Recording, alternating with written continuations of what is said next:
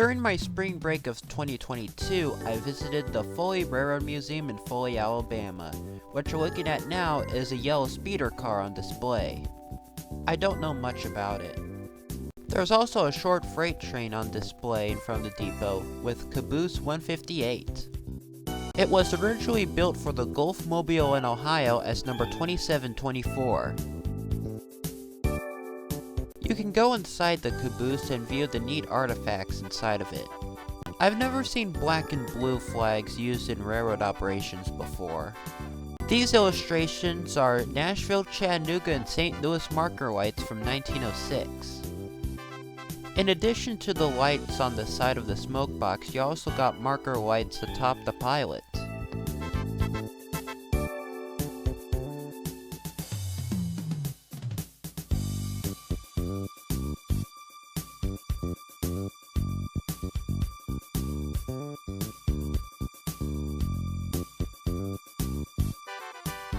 They did not have the ladder to the cupola blocked off, but I didn't climb up there. Also from the same Nashville, Chattanooga, and St. Louis book are lantern hand signals.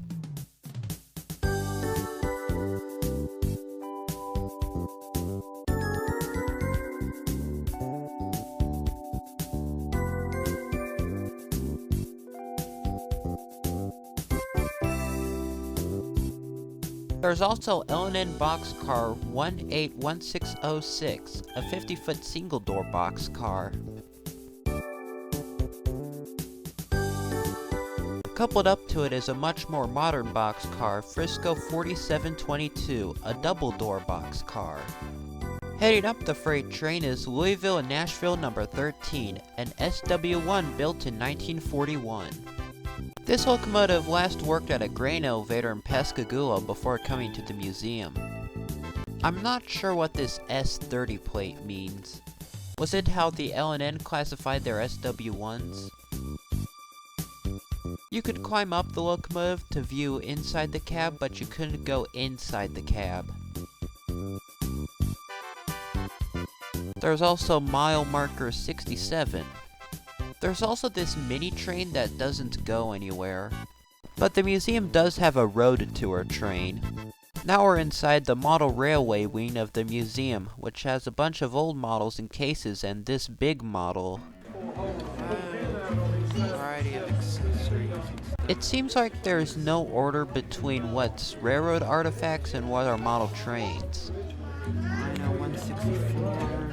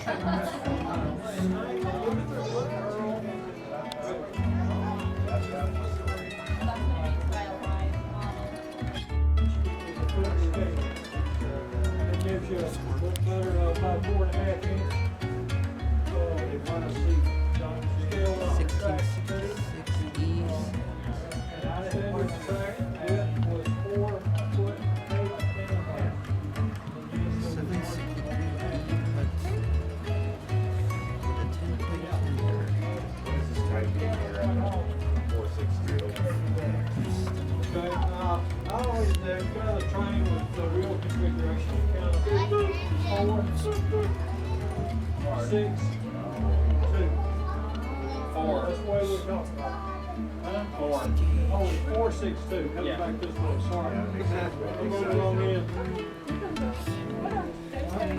Yeah, all these are the same thing.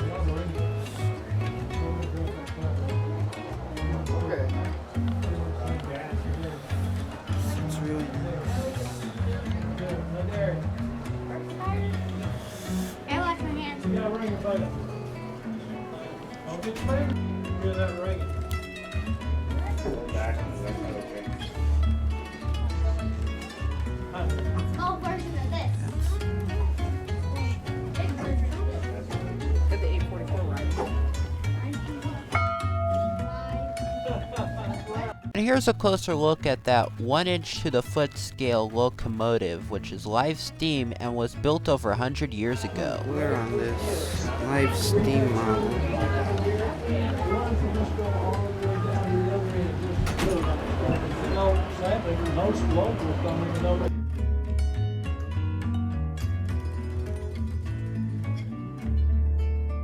And of course, they also have a giant 3-rail O-gauge train layout. To the right of the fireworks building that says police on the front. Okay, I see.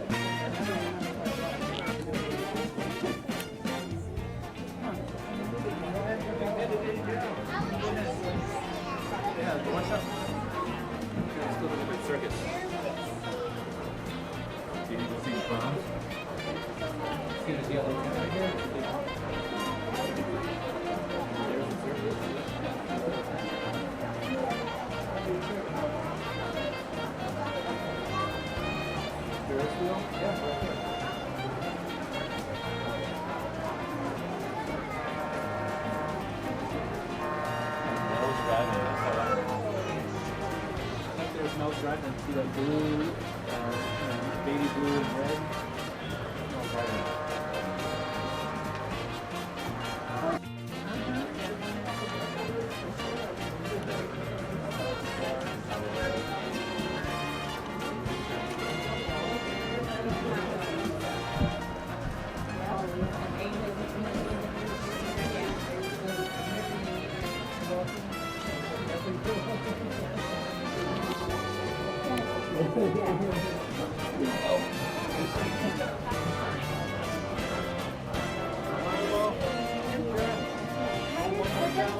That's not open. That's not even That's Coffin Police Station, right back there in the development, next to the fireworks spot. Up in the mountains?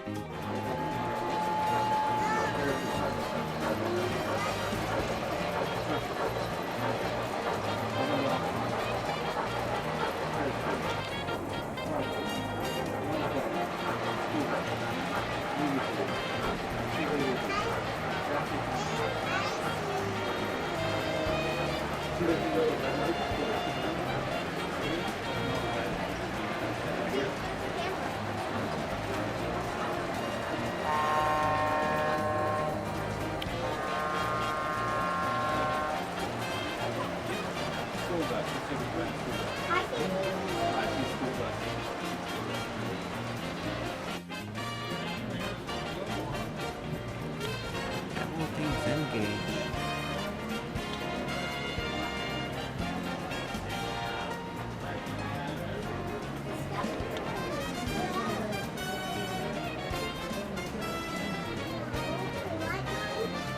As you can probably tell by the background noise, there's a scavenger hunt in this layout.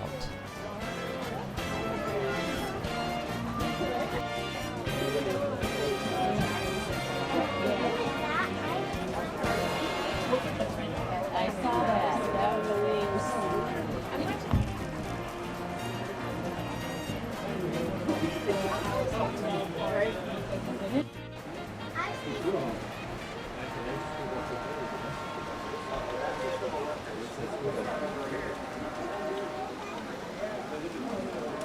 Yep.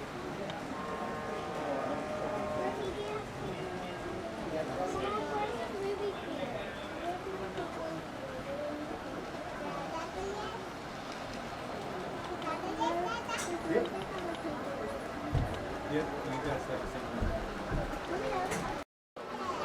On the walls of this room, there are some builders' pictures of some real locomotives. 3463, I've seen that engine. Topeka. 25344. She is Foley. Okay, riders on the shelf.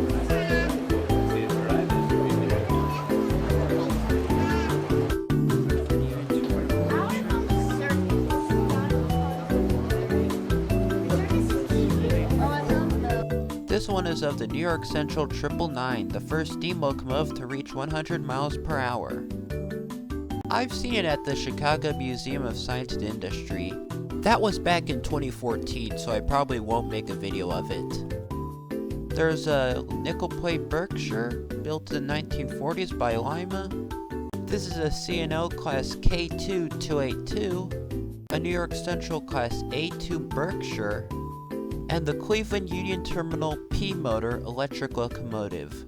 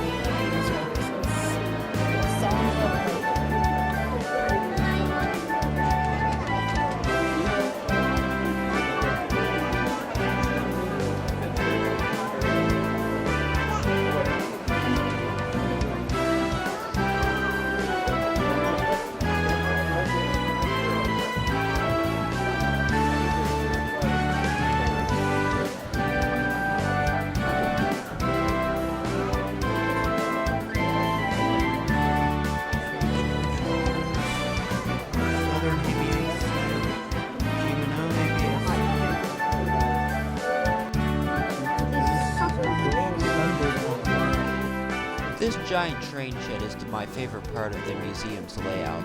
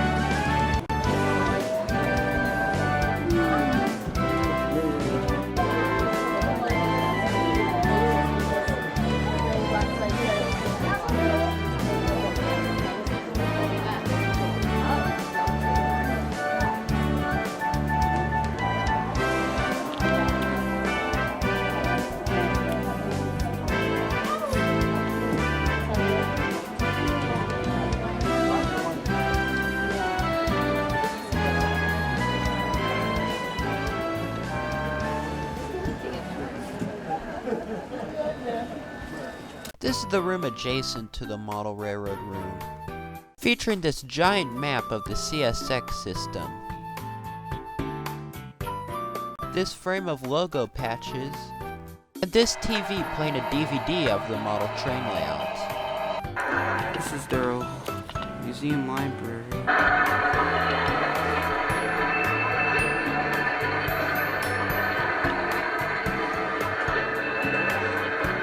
Now we move out of the model train room and into the depot museum itself.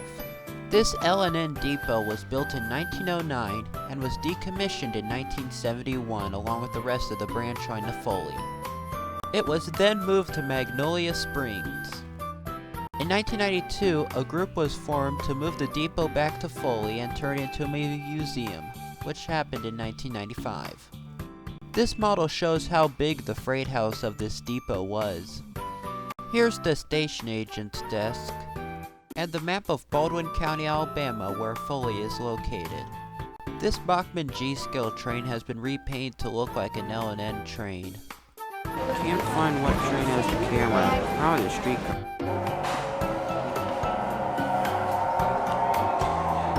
So what they're playing is a DVD of the onboard camera.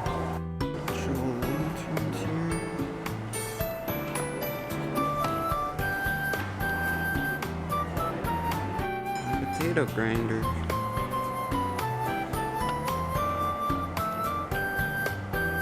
A lot of potatoes here. And outside of this museum is an authentic crossbuck, which is a complete safe train installation.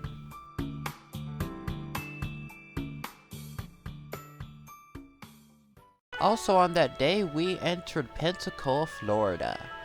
On display in the middle of a median is Frisco 1355.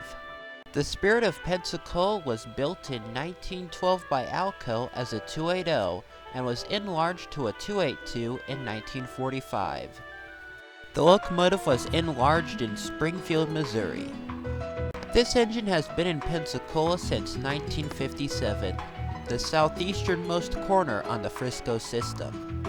The name Pride of Pensacola was added during its 2010 repaint. I do hope they can find a better place for this locomotive so more people can view it closer. Also in the middle of Pensacola is a street-running section of railroad track that heads to the harbor.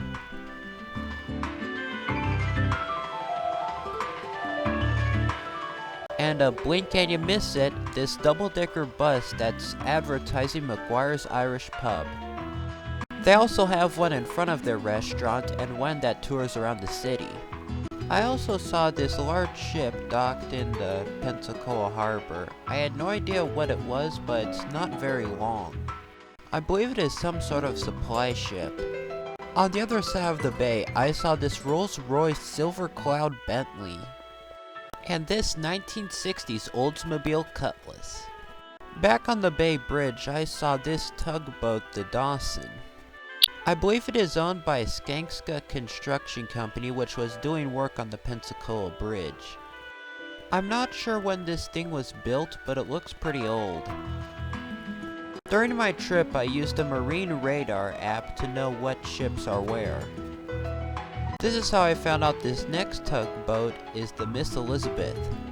This tug is also owned by Skankska, but it's much newer, which was built in the 1980s. Note that this tug has 2 exhaust stacks. This ship did not show up on the marine radar app I have. On the way out of Pensacola, we paralleled these railroad tracks. I also saw a Burlington Northern caboose I didn't get a picture of. And that does it for this video. Thank you for watching.